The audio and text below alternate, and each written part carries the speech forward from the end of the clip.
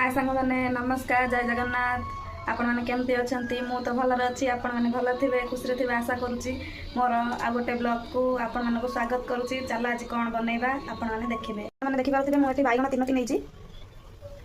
आलू भी 3टी नहीं टमाटो 2टी नहीं एमती आलू को गोल गोल कर काटिदेवे बैगण टमाटर पानी देकी लुण देकी कषईदेवे।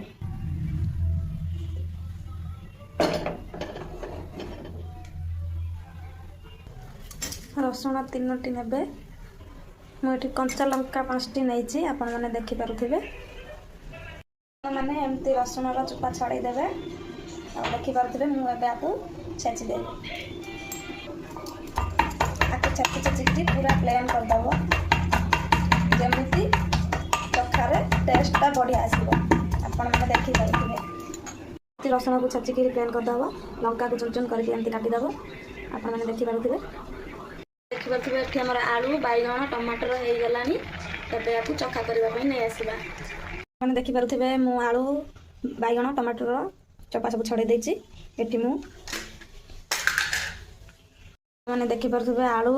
बैगण टमाटर चोपा छड़े रसुण लंका ये पकई देती आम गोटे चामच लुण पकईदबा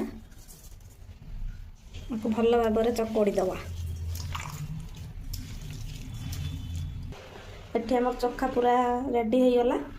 आ को माने एमती चोखा करिकी घरे घरे खाती कमेंट रे कहबो रहिली जय जगन्नाथ।